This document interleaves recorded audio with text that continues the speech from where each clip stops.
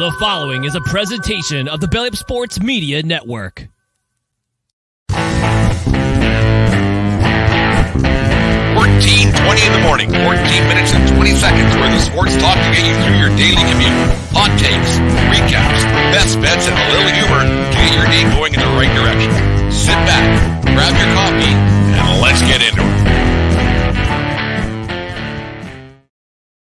All right, 14:20 in the morning for this September 14th, 2023. Today's show is brought to you by SeatGeek.com, the SeatGeek app. Use promo code 1420pod at SeatGeek.com today. Man, that's kind of just rolls off the tongue now, doesn't it? SeatGeek.com today and save yourself $20 on your first purchase at SeatGeek.com to help support the 1420 podcast as well.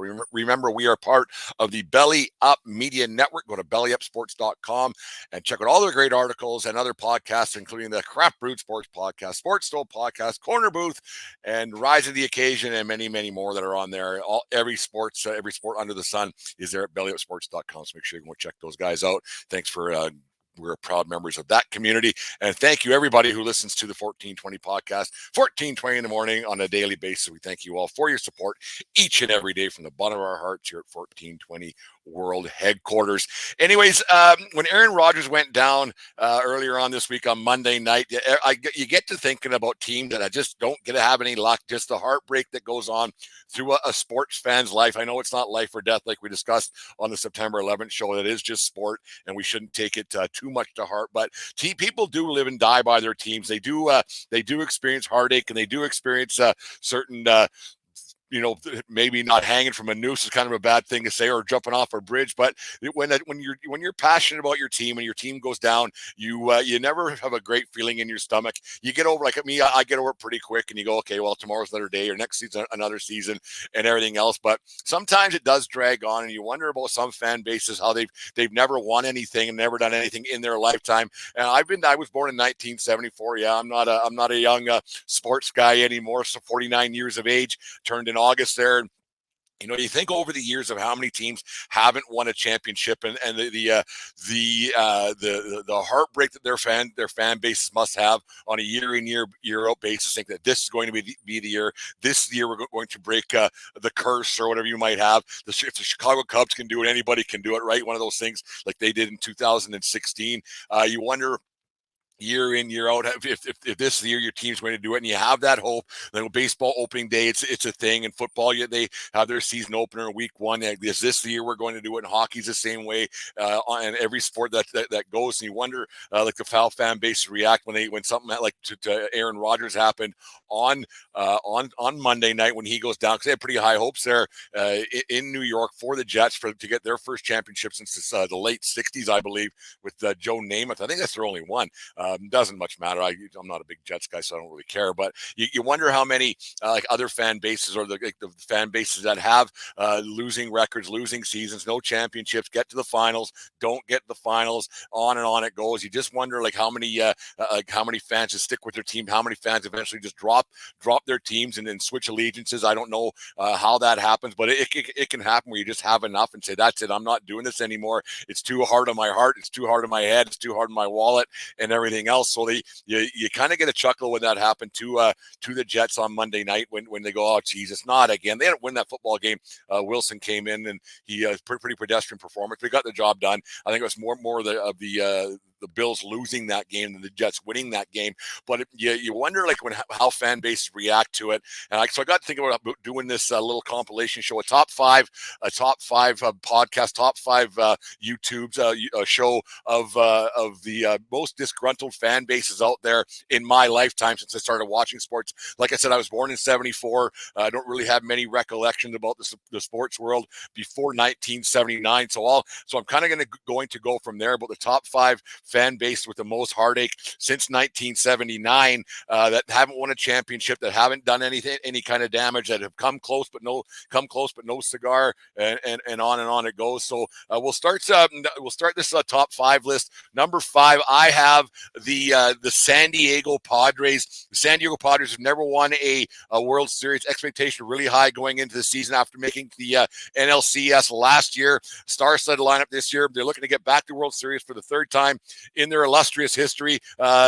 They're not going back. They're under 500 by a lot. Good game last night with the Dodgers, but for the third time in their history, the others were in 1984 when they ran into the Detroit Tigers, and the Roar of '84, one of the greatest teams in baseball history, where they lost in 5 games, and then in 1998 where they were swept aside by the New York Yankees. Mark Langston, he really got screwed. If anybody who remembers watching that game with that series with the Yankees, Mark Langston got screwed by umpire Richie Garcia on a 2-2 pitch that should have been called a strike, and the great Tino Martinez hit a grand slam on the very next pitch. The Yankees probably would have won that World Series regardless, but it's kind of funny how that all turns out. They haven't had much success there. They have a great stadium at Petco Park. They got great uniforms. They got a star-studded lineup. Tony Gwynn played there for a long time, but you got it. And Trevor Hoffman was a great closer for those Padres teams back in the days where they could never get it done. It's just one of those that they have a great fan base down there. They just never seem to put it all together. And this year, you think like the fans were thinking that they could get to a world championship again, like you see Scott Brocious throwing it across the field back there in 1998 to put an end to the Padres World Series aspirations back then. But the Padres just never get it done. Never will. I don't think they ever will get it done. Maybe it's just one of those teams that's actually cursed and won't get it done. And there's the great Tony Gwynn on the screen there. Great stadium, great uniform, great mascot, the whole bit. And this year, where they can't put it all together. Star-studded lineup this year with Juan Soto, Manny Machado, Blake Snell is probably going to get himself a Cy Young award this year and get himself a great big contract. Fernando Tatis Jr., Josh Hader, Xander Bogaerts, on and on it goes with that Padres team. So you got to wonder what goes through a Padres fan heart and head if they're ever going to get one. They just don't seem to put it all together. And the heartbreak, they've only had 16 winning seasons since 1969. So it's got to be hard being a Padres fan going in there year after year and knowing that there's probably a good chance you're not going to put one together. Number 4 on my list is the Buffalo Bills. They've never won a Super Bowl in my lifetime. Actually, never won a Super Bowl. Lost 4 straight from 91 to 94, 2 in a row to those powerhouse Dallas teams in 1993, 94. In 1991, remembers the field goal missed by Scott wide right Norwood with 8 seconds left in Super Bowl 25. Really haven't done much since except lose that heartbreaking fashion. What was it called? The Music City Miracle. Frank Wycheck and on it went to Kevin Dyson for the win. 18 years in between playoff appearances, and now a team that everybody expects to do a lot of damage just has not got it done. Everybody thought they were a Super Bowl shoe-in last year, didn't get it done, and then they ran into a powerhouse Kansas City Chiefs team. Other than 13 seconds, they probably should have won that game in 2021, but they let Patty Mahomes run around a little too much and get that job done. And there's the wide right, that's Scott Norwood. If you're watching on YouTube, it's one of those things. Great teams throughout history, but was anybody really actually surprised when they lost that game on Monday night? That's the Bills are going to Bills. Maybe there's not that good of a football team. Josh Allen, maybe he's not that guy. He had some pretty disparaging comments after the game, said he's sick of this crap. Well, maybe it's you, Josh Allen. Maybe you should have been anointed the chosen one and everything else. The same old crap he said. So maybe it is you, and it's maybe the fan base of the Buffalo Bills. But to go through losing 4 Super Bowls in a row, that's got to be tough on the psyche. It's got to be tough on the head for the fan base. There's no doubt about that. So you got to wonder what's going on. And they've had some great players back in those 90s days. They didn't have going to 4 Super Bowls is tough. It's tough to lose 4 Super Bowls, but going to 4 of them in a row has got to be a tough thing. You think of Jim Kelly, Thurman Thomas, Andre Reed, Eric Moulds, Bruce Smith on the defense. Even you can think back to the Doug Flutie and the Flutie Flakes days. He was a great player back then, coming out of the CFL and then going to play in the Buffalo Bills and everything else. So Flutie was been a lot of heartache in Orchard Park. A lot of things haven't gone right for the Bills. They have a great fan base. I think they're getting a new stadium too. But NFL fans, they follow their team. But it's got to be a little bit tough year in, year out being a Buffalo Bills fan, knowing that you can come so close but no cigar year in, year out. Like you got to laugh a little bit when you think of a team not winning a Super Bowl or a Stanley Cup and going to the finals over and over. Is it better to have loved and lost and never loved at all? Kind of one of those things. But you got to think that it's got to be tough between the ears to go year in, year out and then not get one. And close but no cigar might be worse than getting blown out and not making the playoffs at all. It's just one of those thoughts. I don't know what your guys' thoughts are on that, but it's a kind of a thing that I've always thought about. Like if you want your team to win, but you don't want your team to lose in the World Series. It's one of those things. It would be tougher. I think it'd be tougher to take your team losing a championship at that point than when your team's out in, say, September or even August, like the Yankees are this year, obviously. Number 3 on my list of teams with the heartache that never just goes away, the Philadelphia Flyers. She's a true Rocky story, where Rocky Balboa is from, in Philadelphia, born and raised. Oh, that was the Fresh Prince. But the Flyers, they won a couple of cups in my lifetime, but like I said, it wasn't around when I can remember. They lost one a Stanley Cup with the Broad Street Bullies, 1974-75, aptly named Broad Street Bullies, with Bobby Clark at the helm and Dave the Hammer Schultz and all the rest of them going on there. They lost in 1976 to Montreal, 1980 to the Islanders, 85 and 87 to those great Gretzky-led Oiler teams, 97 to the Red Wings, and 2010 that Blackhawks team. 87, they were actually down 3-1, and they came back with a young Ron Hextall in net, and they almost won that series back in Edmonton, lost 3-1 in that game, I believe it was. Mark Messier scored the winner with about 10 minutes left, so they had a chance to win that game, and Ron Hextall actually got the the Conn Smythe Trophy, won the MVP for a losing team. It's only been happened 4 times. They're all goalies to do that. But so the 97 Lindros, the Legion of Doom team, they had some damage. They ran into that powerhouse Detroit Red Wings team. They didn't really have much of a chance. I think that Detroit team ended up having 9 Hall of Famers on that squad and everything else. But in the Blackhawks dynasty, that started that one in 2010. Like I said, it was an unexpected going to the finals that year. But it's just something that happened. That goal scored by Patrick Kane in overtime in Game 6. Nobody still saw that puck going except for Patrick Kane. And you remember that one, how that all came about. But goaltending has always been a problem with the Flyers. You think back to Pelle Lindbergh when he passed away from a car accident, drunk driving, I think it was, when he ran his Porsche into a brick wall. But the goaltending has never been a thing, a big strong suit for the Flyers, and they're kind of in the doldrums right now. Carter Hart, you don't know how long he's going to be around. The Flyers are in a big rebuild, and you wonder, like, that heartache, that's another one. You go to that many finals, 85, 87, 80, 76, 2010, and 97. I don't know if I said them all out of order, but that's got to be a bit of a kick in the pills for that fan base to come so close and not win, because God, that's got to be tough. Like I said, when you build a winning team and you come that close, and those Philly fans, they're very passionate about their team, but they just can't seem to get it done. So there's number 3 on the list of teams of the fan bases heartache. And number 2 on my list is this one is a bit of a tough one. It's kind of funny. You think about the Cleveland Indians, how they haven't won a World Series in 87 years, or 1948. So do the math on that. That's 85 years now, right? 85, 53, 75 years. I'm not a math guy this morning for some reason. Whatever. It doesn't much matter. But when your team is best known for having a bad baseball team on a movie and rebuild, and the whole thing with that Major League was Charlie Sheen on the hill and everything else, Ricky Vaughn, when you're best known for that and not winning anything, that's kind of a surefire sign for the heartache that the Cleveland Indians fans had. They've had some success. They were quite bad. They had some success in the mid-90s. There were some awful teams there with Cleveland between the 70s and early 90s, but they put it all together a little bit. They made the World Series in 95 and 97, losing to Atlanta in 95. Those great Atlanta teams, they should have won a lot more. There's some heartache too, but they have that Atlanta team this year is really good. But more recently, 2016, when they lost to the Cubs in that Game 7, one of the best Game 7s, one of the best series in baseball history that I've in my lifetime, anyways. But those Cleveland teams they've had some great talent, some great chance to win World Series. The 97 loss to the Miami Marlins, that was still basically an expansion team, was a hard one to watch. But those Cleveland fan base, they stuck through there when they first opened Jacobs Field, and they got rid of the old place, the Cleveland Stadium, or Municipal Stadium, whatever it was, and just things haven't gone well. They were kind of the laughing stock with Major League, the laughing stock of baseball, but the fan base goes on a pretty consistent basis now. They're a mid-market to small market team. They just can't get it done. They had some great players throughout the years. You think of Jim Tomei and Carlos Baerga and Albert Bell and Kenny Lofton and Manny Ramirez. I guess they just never had the pitching to get it done. In 2017, they thought they had a World Series caliber team. At one point that season, they won 22 in a row and just didn't get it done. They ran into a young gun Yankees team, the Baby Bombers, and Didi Gregorius hit a couple home runs in the in Game 5 there to shut that down when Cleveland was up 2-0 in that best-of-5 series.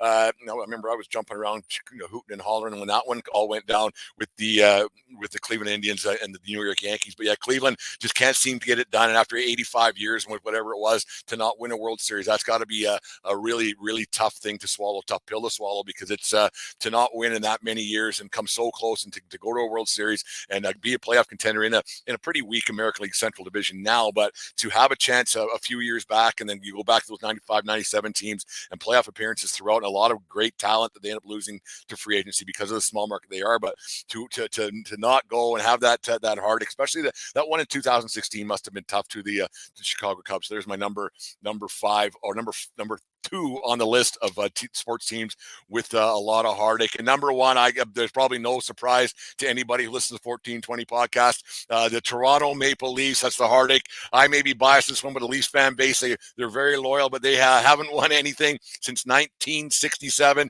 They haven't been to the finals since 1967. 1967 is also the last year there was only 6 teams in the National Hockey League, so they haven't had any success in the league since there was only 6 teams, the original 6. You think back then, just from the Harold Ballard days, which in the 1980s where they were completely awful. I actually lived through those days back in the 80s. My cousin played for the Leafs, so I got to see firsthand those Leafs go to a lot of games when they were in Calgary and Edmonton. I got to see those bad, horrific Leafs teams back. Then you got to think 93, 94 when they did have some chances to go to the finals and to win a Stanley Cup with those great Doug Gilmour and Pat Burns led teams and everything else. They were some great teams. Felix Potvin in net in 93, 94, only to be snubbed by Wayne Gretzky in what he says was the greatest game he ever played in Game 7 at Maple Leaf Gardens in 1993. Then the Kings went on to lose to the Montreal Canadiens that year. But then 94, when they lost in 6 games, to the Vancouver Canucks, who ended up going to the Stanley Cup Finals that year and losing to the New York Rangers in 94. But those Leafs teams have had some shots. They haven't won a series. They've been out of the playoffs 10 times since 2004, lost in the first round 7 consecutive times, including, everybody remembers the 4-1 game against the Boston Bruins. I remember where I was sitting, and my brother we were having a laugh at the Silver Buckle Sports Bar in Medicine Hat. And when it got to 4-1, they were the Leafs were laughing it up, and they ended up losing that one 5-4 in overtime. There's only 10 and a half minutes left in that game, and the Leafs were up 4-1 in Game 7, and that just kind of sums up the Leafs and how things go with the train in a Leaf Slam. So, and just you don't see them win a cup this year, but Leafs faithful, they stick it out every year. They won a series last year. Finally, they beat the Tampa Bay Lightning in 6 games and then lost in 5. That probably should have got swept aside by Stanley Cup finalists, Florida Panthers. But it's one of those ones you laugh a little bit. Like I'm a Leafs guy through and through. I'm not gonna hide it, not gonna sugarcoat it. But it's a tough pill to swallow year in, year out. We just know they're not going to win. They have a lot of talent. They just don't got that team factor, that it factor. I don't know what it is, and I can't put my finger on it. Their goaltending isn't good enough. I mean, although we've talked a lot of times, you don't really need to have a great goaltender. You just need a serviceable goaltender who won't lose you games. He'll stop all the easy ones, a few of the hard ones, give your team a chance to win. And the Leafs just don't have that. But there's so that's my biggest heartache. Like I said, maybe I'm biased. If you guys have a team out there that you think that your fan base or a fan base that I didn't include in today's show, get back to us at 1420sports@gmail.com, or just drop us a line on our Facebook account or on Twitter. You can find us all over the place. We're all over all the time. So yeah, so there's my there's my 5 teams of fan base frustration over the years and heartache and soul searching and everything else. It's all starting again soon with the baseball playoffs are going to get going right away. We're only, I think, 15 games left in the Major League season for a lot of teams.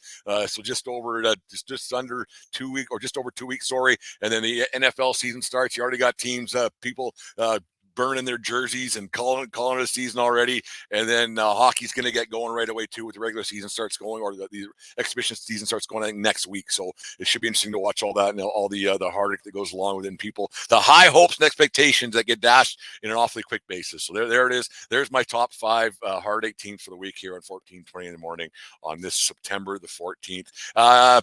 Here is a message from our friends at SeatGeek. The foul baller. If there's a ball that's gone foul, he's gone to get it. Under his watchful gaze, all bevs, binoculars, and ballpark brats are safe. He's the only thing that stands between his section and certain destruction. That's why he only trusts SeatGeek with his tickets. The ticketing app trusted by fans. SeatGeek, so fans can fan. Well, there it is. Thank you to our friends from SeatGeek. Use promo code 1420pod at SeatGeek.com today and save yourself $20 on your first purchase at SeatGeek.com for every ticket under the sun. They got it there at SeatGeek, our long-standing sponsor. Thank you very much to the SeatGeek as well. Let's do birthdays and on this day and get you guys out of here. On this day in 1987, the Toronto Blue Jays improved their record to 86-57 with an 18-3 beatdown of the Baltimore Orioles in front of 27,446 people in Exhibition Stadium in Toronto. The Jays hit 10 home runs in that game, 3 by Ernie Witt, 2 by Rance Mulliniks, 2 by George Bell, 1 by Lloyd Moseby, Rob Ducey, and future Hall of Famer, the crime dog, Fred McGriff. They all had home runs in the onslaught.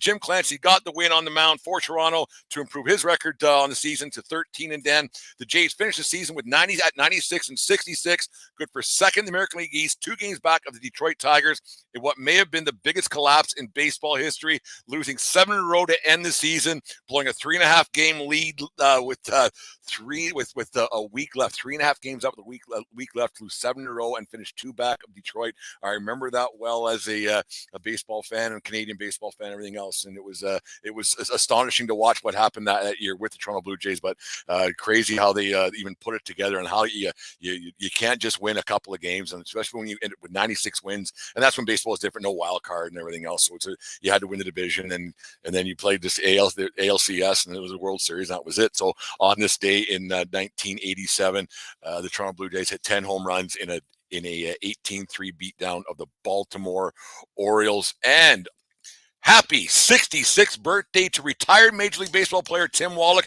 born on this day in Huntington Beach, California. Wallach was actually drafted twice, 8th round of the 78 draft by the Angels, and then 10th overall in the first round of the 79 draft by the Montreal Expos out of Cal State Fullerton. Wallach played 17 years in the big leagues, 13 of them in Montreal with the Expos, one of the greatest Expos of all time, where he hit 204 home runs and collected 905 RBIs, moving on when I played with the Dodgers and the Angels for the end of his career, 4 seasons there. Wallach was inducted into the Canadian Baseball Hall of Fame in 2014 and is the Expos' all-time leader in games played, hits, doubles, RBIs, and total bases. Always had a big lip of 2 and on everything else. Wallach was a hell of a player with those great Montreal Expos teams of the 90s and 80s and everything else, with the 80s nice with Tim Raines and Andre Dawson and everything else that was going on, Andres Galarraga. They probably should have won some championships, but they just couldn't get her done just because, well, and then they moved to Washington, and the rest is history. But yeah, there it is. Happy birthday to Tim Wallach, born this day in Huntington Beach, California. Thanks for listening to the show very much today, guys. If you watched on YouTube, thank you very much as well. We appreciate everybody who follows us and every retweets and everything else. Jim at Fan of the Van, listened to your show this morning. Fantastic. Look at maybe the Jets just got to let little Zachy boy do her and see what happens. I don't think they're going to go out and do anything. And can we please stop with the Colin Kaepernick coming out of retirement or getting reinstated or whatever it's going to be? Not going to retire, but you know what I mean. Colin Kaepernick hasn't played football in 6 years. They're not going to just say, "Hey, come take the keys to the Ferrari." It's one of those things. But anyways, there's 14:20 in the morning. Thank you very much, like I said, for listening to the show. Support our sponsors. Listen to Belly Up Sports. Go to bellyupsports.com. Listen to all our great podcasts we got in there. Read their articles. Support the show, and all on and on and on and it goes. But remember, everybody, it doesn't matter where you are, it's who you're with. Have a great day, and we'll talk to you guys tomorrow. You just listened to the 1420 Sports Bar Podcast. 4 beer with sports talk and a whole lot more. We are part of the Belly Up Media Network. Let's get into it.